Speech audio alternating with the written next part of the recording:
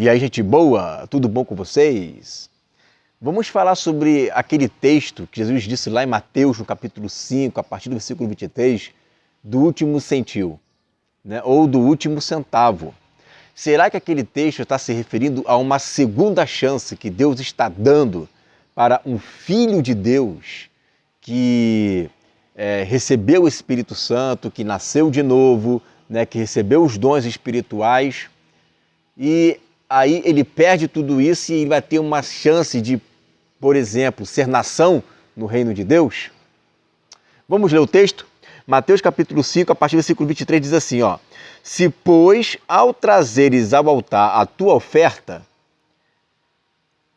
ali te lembrares, ó, me lembrei, tá? Me lembrei de que teu irmão tem alguma coisa contra ti, não oferte.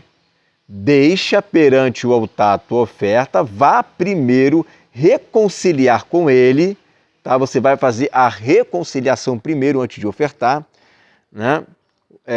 Reconciliar a amizade com teu irmão. E então, voltando, faze a tua oferta. Entra em acordo, entra em acordo, se reconcilia com ele, né? A palavra acordo aqui é tornar pacífico, ou seja, está havendo uma rixa, está havendo um problema, está acontecendo uma situação em que há uma necessidade de realmente os dois se reconciliarem. Entra em acordo sem demora. Veja que ele está colocando a responsabilidade para a primeira pessoa e não para a segunda pessoa. Entra em acordo sem demora com... Aí, olha o que o texto diz. Ele primeiro chama de irmão, aí depois chama de adversário. Ó, adversário, enquanto estás com ele a caminho, para que esse adversário não te entregue ao juiz, o juiz ao oficial de justiça, e seja recolhido à prisão. Em verdade te digo que não sairá dali enquanto não pagares o último centavo. Então você percebeu a dinâmica do negócio? Está lá o cristão, ele nasceu de novo, ele está lá cultuando, está ali adorando ao Senhor, e aí ele está lá no culto, vou aqui ofertar. Aí ele se lembra que existe alguém que não está bem com ele. Ele se lembra que existe um irmão, o texto fala um irmão. O texto diz, aquele irmão se reconcilia com o teu irmão, vai lá, enquanto está no caminho com ele. Agora, se você não se reconciliar com o teu irmão, esse irmão se torna um adversário. Por quê? Parece aqui o texto que se esse adversário vai jogar ao juiz, é porque ele está querendo a reconciliação. Esse que era um irmão e quer a reconciliação, e quer o acordo, e quer a paz, a palavra acordo ali é pacificar, e quer a paz, e quer que as coisas se tornem pacíficas, pare com a briga, pare com a rixa, pare com a confusão. Ele quer. Aí o texto diz, olha, se você não se reconciliar com o teu irmão, o teu adversário, aí é o adversário, ele se torna um adversário. Por quê? Porque ele quer se reconciliar, ele quer, no mínimo, né, tornar a situação pacificada, resolvida, conversada, e aí você não quer. Aí você não quer. Esse irmão agora se torna um adversário, porque ele pode chegar e entregar essa situação ao Senhor. Ele fala, Deus, eu quero me reconciliar com ele. Deus, eu quero, né, perdoar ele e isso não está me deixando em paz. Eu quero que as coisas se tornem pacíficas. Eu não quero ficar nessa situação ruim com ele. E o problema é que a primeira pessoa que Jesus está citando, que está falando com a primeira pessoa que está ofertando, ela não quer. Ela não quer pacificar. O outro lá está querendo. E esse que está querendo, que a Bíblia chama de irmão, ao não pacificar, ele de irmão se torna um adversário. E olha o que o texto vai falar aqui, ó. para que o adversário não te entregue ao juiz. Entre em acordo sem demora com o teu adversário. Esse adversário aqui não pode ser o diabo, você não vai entrar em acordo com o diabo. Então, você entra em acordo com o teu adversário, meu amigo. Entre em acordo com ele, é um irmão em Cristo. Mas se você não entrar em acordo com esse adversário, com esse irmão em Cristo, ele vai entregar nas mãos de Deus essa situação. Porque a Bíblia diz para nós orarmos, inclusive pelos nossos inimigos. E ele vai orar. E ele vai entregar na mão de Deus. No momento em que ele entregar nas mãos de Deus, aí o que Deus vai fazer? Ele vai entregar na mão do juiz, e o juiz vai entregar ao oficial de justiça, e você será recolhido à prisão. Isso tudo enquanto você está no caminho com ele. Isso não pode ser pós-morte, porque ele não vai ficar orando, intercedendo para quem já morreu. Então ele vai entregar nas mãos de Deus, Senhor, eu fiz a minha parte, ele não está querendo fazer a parte dele. Então o juiz vai tomar providência e vai te encarcerar espiritualmente. Você vai ficar ali encarcerado. Até quando? Enquanto não pagares o último ceitil. Ou seja, enquanto você não pagar a sua dívida, você está em dívida com o seu irmão. Você está em dívida com ele. Olha aqui um outro texto, vai dizer assim, como que é a questão do perdão. Está lá em Mateus capítulo 18, Vai dizer, o texto é um pouco grande, mas ele vai dizer o seguinte, olha só. Vamos lá. Aqui, Mateus capítulo 18, versículo 25, vai dizer assim em diante,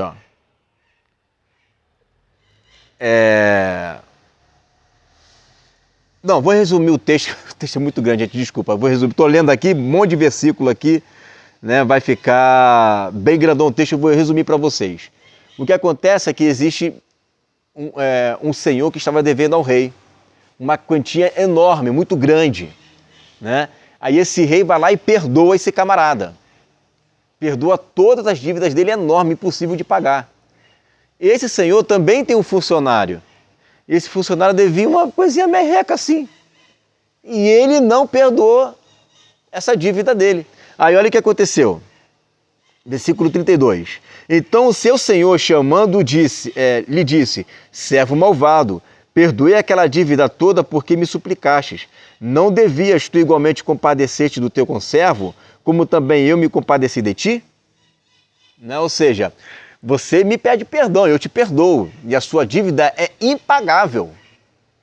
É só por morte de cruz que você pôde pagar a sua dívida. Né? Aí ele deveria de fazer o mesmo com o outro, porque se o Senhor perdoa o seu servo, esse também deve perdoar o outro, porque é a oração de Jesus, perdoe as nossas dívidas, assim como nós perdoamos aqueles que nos têm ofendido. É isso daí. Aí olha o que diz o texto. E, indignando-se o seu senhor, o entregou aos verdugos. Olha aqui, os verdugos aqui, né, são potestades. Tá? Ele vai entregar aqui as potestades, tá? Para serem torturados. Entregar aqui as potestades para serem torturados, até que pagasse toda a dívida. Assim também meu Pai Celeste vos fará, se do íntimo não perdoares cada um ao seu irmão. Então você veja a seguinte situação. A pessoa que não perdoa, ela está presa, sendo torturada emocionalmente. E o texto diz, o perdão ele tem que ser íntimo. Do íntimo, perdoar o teu irmão. Não é um perdão de boca. É um perdão com o amor de Cristo.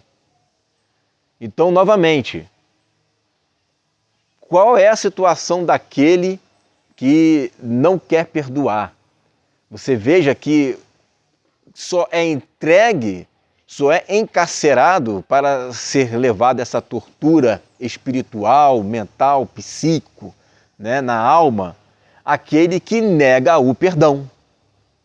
Naquele caso de Mateus capítulo 5, aquele que era irmão se tornou um adversário, que entregou ao juiz e entregou ao oficial de justiça. E lá ele ficaria até pagar o último centavo. E aqui é a mesma coisa.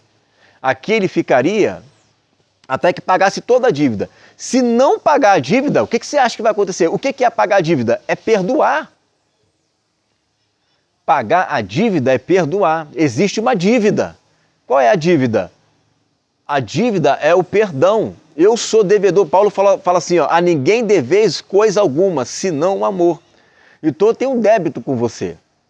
Qual é o meu débito? Qual é a minha dívida que eu tenho contigo? Te amar. A única coisa que eu te devo é o amor. Eu preciso te amar. A ninguém deveis coisa alguma, senão amor. Eu tenho uma dívida com você. A minha dívida é te amar. E eu preciso te amar incondicionalmente. Quando você não ama incondicionalmente, você está preso, entregue aos verdugos, às potestades, à sua prisão mental, à sua tortura, como diz aqui o texto. Você está sendo torturado. O texto não fala de purgatório.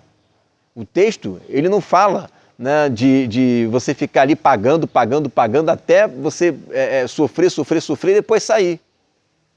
Porque o que está sendo cobrado aqui é o amor.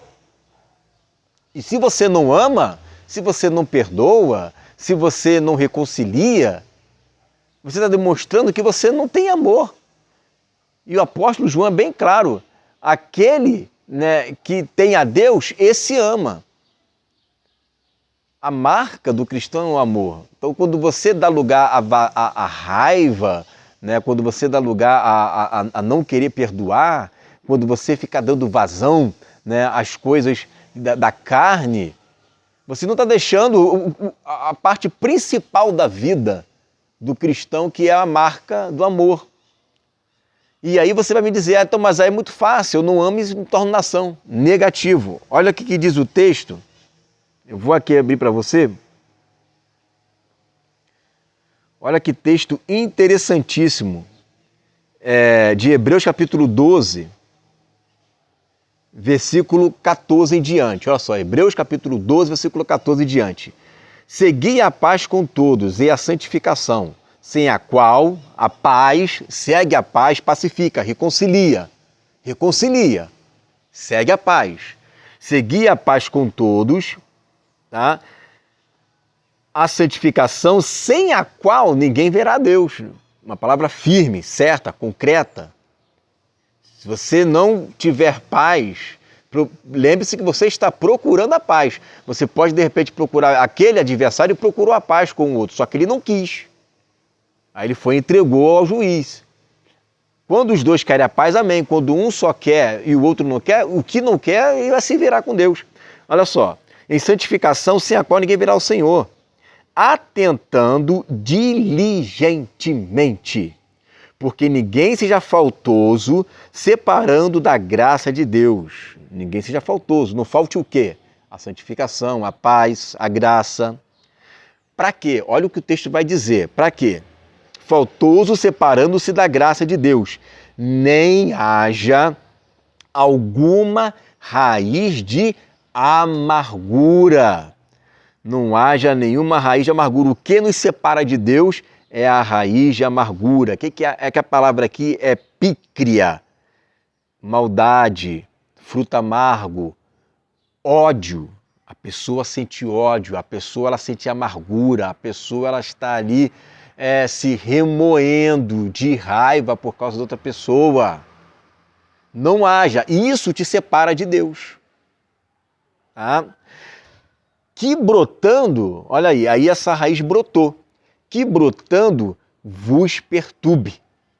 O que é perturbar aqui? Né? Perturbar tem a ver com aborrecimento. A pessoa fica perturbada, aborrecida. Ela perde o controle. Não tem paz. Ela não tem paz. E o que acontece com essa pessoa que não tem paz? Ela fica perturbada, né? As pessoas que estão em volta dela, olha só, por causa dela, muitos sejam contaminados. Então essa pessoa deixou a amargura crescer, essa amargura a perturbou, deixando-a com ódio, com raiva, com rancor, e tudo que ela sabe fazer é contaminar as pessoas que estão ao redor dela. Por quê? Porque é isso que ela produz. O fruto dela é essa daí, não tem outro tipo de fruto. A árvore é essa daí, é uma árvore de amargura. A raiz dela vai produzir frutos que são elementos da sua raiz. Esse é o tipo de árvore. Ela está encarcerada espiritualmente. Ela não consegue orar. Nem oferta, Deus recebe a oferta dela mais. Para você ver, né? E aí ela passa a contaminar algumas pessoas. Olha o que a Bíblia chama disso. Nem haja alguns impuro ou profano, como foi Esaú, o qual, por um repasto, vendeu o seu direito de primogenitura. Pois sabeis também que, posteriormente, querendo herdar a bênção, foi rejeitado, pois não achou lugar de arrependimento, embora com lágrimas o tivesse buscado. Então, todo aquele que vive na amargura, com o coração perturbado, que o problema dele foi a amargura que ele teve, né, com Jacó, seu irmão, ele foi uma pessoa profana, impura. E ele vendeu seu direito de primogenitura deliberadamente. Ele vendeu. Depois ele queria voltar a pegar as bênçãos para poder herdar. Mas só que não se achou lugar de arrependimento. Por quê? Porque ele queria a bênção, mas ele não tinha se arrependido dos seus atos.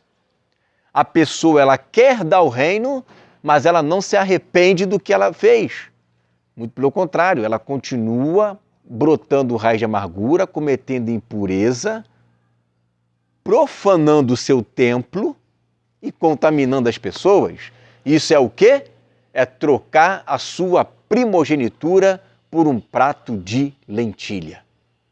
Ela está trocando a primogenitura dela por um prato de lentilha e você vai dizer para mim que o último ceitil, a última moeda, o último centavo, quer dizer que eu ainda serei salvo depois de eu ter recebido toda a palavra do Espírito, depois de eu ter recebido o dom celestial, depois de eu ter experimentado os poderes do mundo vindouro, e eu deliberadamente não quero perdoar.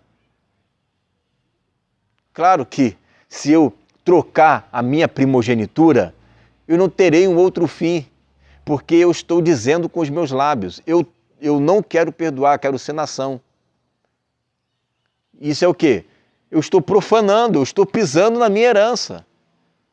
Eu estou pisando naquilo que o Senhor me deu, como um filho de Deus. Então você preste atenção no que está sendo falado aqui, porque isso é muito sério. Isso é seríssimo demais. Não se negocia a primogenitura. Ou você é primogênito ou você vai ser condenado, caso você troque essa primogenitura, né? Se você for nação, tudo bem. A nação não foi chamada para ser rei e sacerdote. Agora, o rei e sacerdote tem uma responsabilidade maior. E não adianta chorar. A Bíblia diz que ele buscava com choro, mas tudo emoção, tudo na base da emoção. Por quê? Ele não se arrependeu. O fruto do arrependimento é a pessoa ir lá e pacificar. Só que ele não quis fazer isso. Quando Deus olhou no íntimo dele, ele viu, ele só queria a bênção, ele não queria, ele não se arrependeu de ter comido, de ter trocado. Se tivesse que fazer de novo, ele faria de novo. É isso que o texto está dizendo.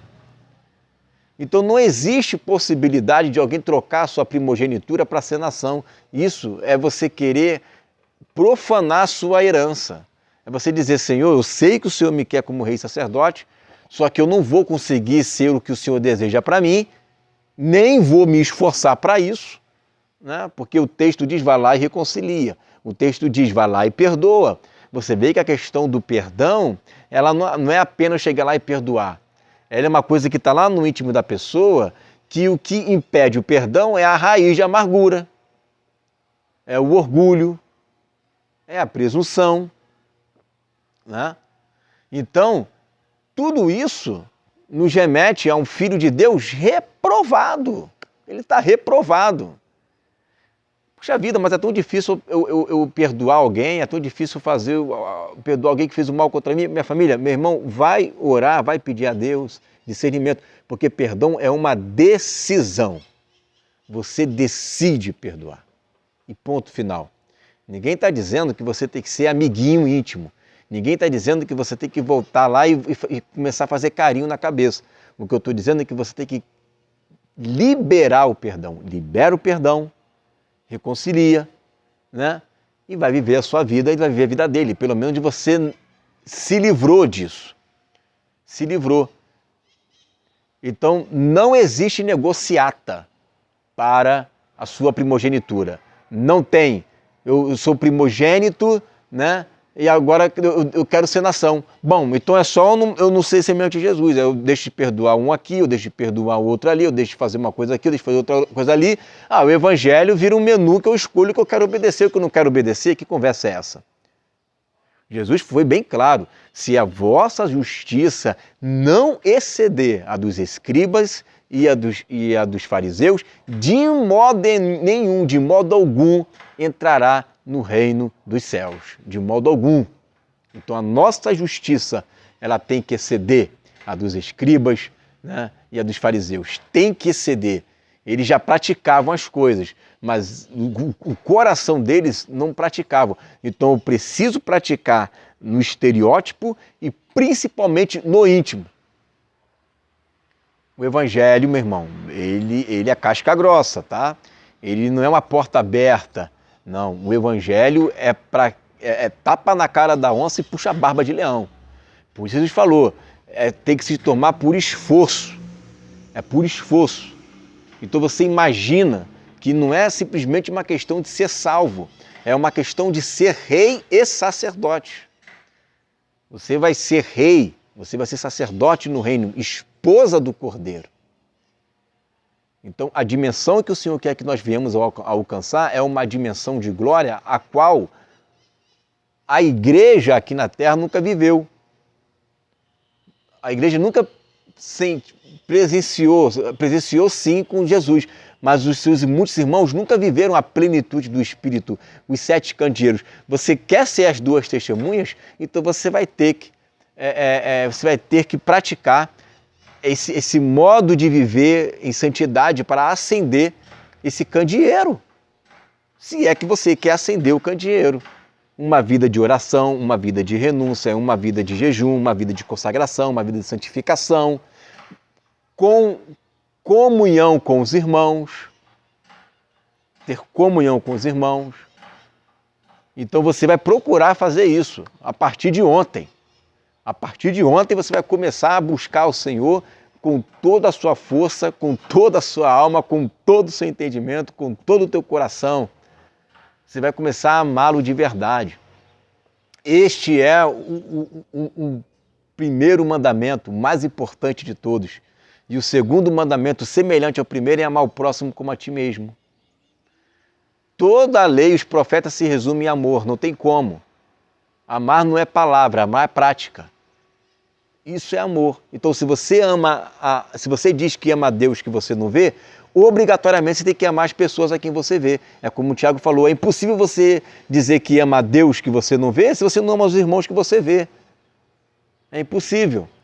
Porque todo homem foi feito à imagem e semelhança de Deus. Então você tem que amar as pessoas que você vê para você ter moral para dizer que ama a Deus. É isso que ele está querendo dizer. Bom, então é isso daí, já está bem claro. Não tem negociata para amor. O amor é o caminho, não existe outro caminho. É o amor. E nós temos que começar a praticar isso. A amar, a ser como foi Estevão, sendo apedrejado ali, e mesmo assim ele estava orando por aqueles que estavam tocando pedra nele, dizendo, Pai, perdoa eles, porque eles não sabem o que fazem. Né? É o que Paulo diz, né? O vínculo da perfeição é o amor. É o que vincula, né? É o que liga. O que faz com que a gente alcance a maturidade é o amor.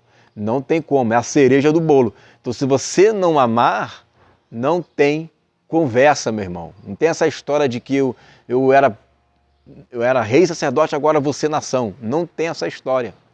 Não tem. O rei e sacerdote são os aprovados. Quem foi reprovado, né? Aquele que não perseverar já está condenado, pô. O amor de muitos esfriará, né? Aquele que perseverar até o fim será salvo. E o cara que não perseverar não vai ser. Não tem chance, não tem agora você nação. Não tem. Se você deixou o amor esfriar, significa que você permitiu que a iniquidade entrasse no seu coração por falta do cumprimento, da observância dos mandamentos do Senhor. Por conseguinte, você não perseverou. Por conseguinte, você vai ser condenado. Pronto. É isso. É só isso. Não tem uma segunda chance, não tem uma segunda chance pós-morte. Não tem. Ou você ama, ou você não ama. Simples assim. Certo, gente? É isso daí. As inscrições ainda para o nosso curso de defesa da fé ainda estão abertas, você pode se inscrever, tá? Vou deixar o link aqui embaixo. Nós estamos toda semana fazendo vários estudos sobre a defesa da nossa fé. Nós já estamos entrando nessa semana, já entramos até estudando o Espiritismo, vamos falar sobre reencarnação, vamos falar sobre diversas coisas, né? É muito importante você aprender como que as outras religiões ensinam acerca de algumas doutrinas que para nós é ponto crucial. Então se inscreva aí, tá? Lá está toda a descrição do curso, os valores, certo? E também vamos no dia 15 de novembro, vamos estar iniciando mais um Seminário do Reino online, certo? Então fique aí ligadinho, né? Se você tem alguma pergunta para fazer, alguma questão, coloca aqui, né, nos comentários. A gente vai procurar responder com o maior amor e carinho, amém? Fique aí com essa palavra, em nome de Jesus.